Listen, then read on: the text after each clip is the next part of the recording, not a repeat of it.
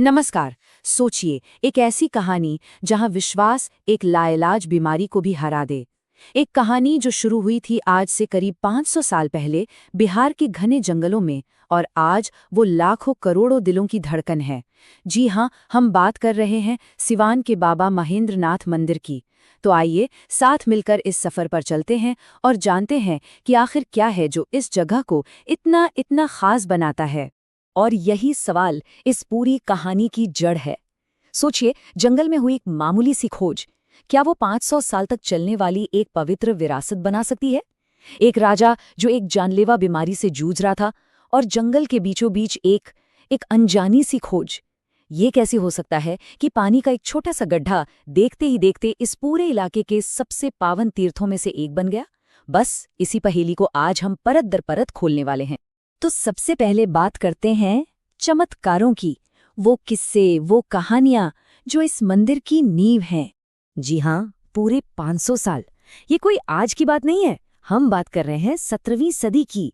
जरा सोचिए, एक ऐसा जमाना जब जो नामुमकिन लगता था वो भी मुमकिन हो जाता था। ये कहानी हमें उसी दौर की एक झलक देती है।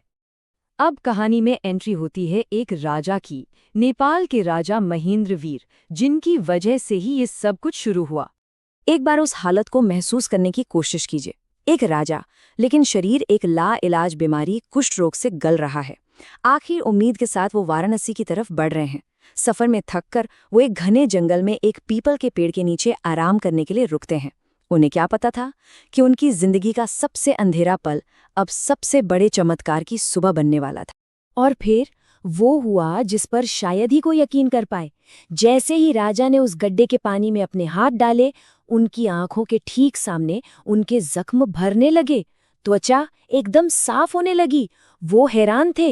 एक नई उम्मीद के साथ उन्होंने उसी छोटे से गड्ढे में स्नान किया और उनका पूरा शरीर पूरी तरह से ठीक हो गया। ये एक चमत्कार था, इसके सिवा और कुछ नहीं हो सकता था। तो राजा तो ठीक हो गए, लेकिन कहानी यहाँ खत्म नहीं हुई। असल में कहानी तो अब शुरू होनी थी, क्योंकि इसके बाद राजा को मिला एक दैवीय आदेश। कहते हैं उसी रात भगवान शिव खुद राजा के सपने में आए। अब राजा की तो इच्छा थी कि उस पवित्र शिवलिंग को, जो उन्हें उसी जगह पर मिला था, अपने साथ नेपाल ले जाएं। भाई, कोई भी यही सोचता, लेकिन भगवान शिव की मर्जी कुछ और ही थी।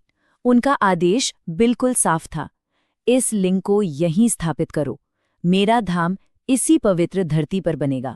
भगवान का आदेश था, तो राजा ने पूरी श्रद्धा से काम शुरू किया। सिर्फ मंदिर ही नहीं बनवाया, बल्कि एक बहुत बड़ा विशाल तालाब भी खुदवाया। और कितना बड़ा, यकीन नहीं होगा, पूरे 52 बीघे में फैला हुआ। आज हम इसे कमलदह सरोवर के नाम से जानते हैं। और जो बात इस पूरे काम को और भी कमाल की बनाती है, वो है इसे बनाने का तरीका। इतने बड़े तालाब को खोदने के लिए एक भी फावड़े का इस्तेमाल नहीं हुआ। जी, एक भी नहीं। इसे खोदा गया था सिर्फ हल और बैलों की मदद से। अंदाजा लगाना भी मुश्किल है कि इसके पीछे कितनी गहरी आस्था और कितना बड़ा समर्पण रहा होगा। तो ये तो थी इतिहास की बात, लेकिन 500 साल बाद आज ये मंदिर कैसा है? आज यहाँ क्या होता है? तो सवाल ये है कि आज भी लाखों लोग यहाँ क्यों खिंचे चले आते हैं? वजह यह है कि लोगों का मानना है वो चमत्कार आज भी जिंदा है। लोगों में ये अटूट विश्वास है कि बाबा महेंद्रनाथ दिल से मांगी हर मुराद पूरी करते हैं। जिन्हें संतान का सुख नहीं मिला, वो यहाँ एक उम्मीद लेकर आते हैं। और हाँ, बिल्कुल उस राजा की तरह ही चर्म रोगों से परेशान लोग भी यहाँ शिफा और सुकून की तलाश में पहुँचते हैं। यहाँ की सबसे खास और खूबसूरत रस्मों में से एक है रोजाना होने वाला श्रृंगार।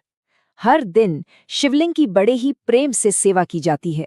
सबसे पहले शहद से मालिश, फिर उसे सुगंधित चंदन के लेप से ढका जाता है, और उस लेप पर हाथों से बहुत ही सुंदर बारीक डिजाइन बनाए जाते हैं। आखिर में ताजे बेलपत्र, धतूरे और फूलों से श्रृंगार पूरा होता है। ये सच में आस्था का एक रोजाना रचा जाने वाला मास्टरपीस है। ये जो मुख्य मंदिर है वो तो इस पूरे परिसर का दिल है, लेकिन इसके चारों ओर भी बहुत कुछ है। माँ पार्वती, गणेश जी और हनुमान जी के मंदिर हैं। एक घंटाघर है जहां हर पल घंटियों की आवाज गूंजती रहती है।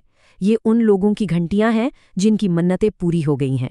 और हाँ, वो विशाल कमलदा सरोवर तो है ही, जिसका ठहरा हुआ पानी माहौल में एक अलग ही शांति घोल देता है।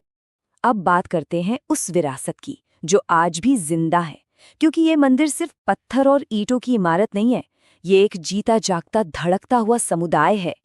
इस जगह की अहमियत का अंदाजा इसी बात से लगाया जा सकता है कि यहाँ कौन कौन आता है।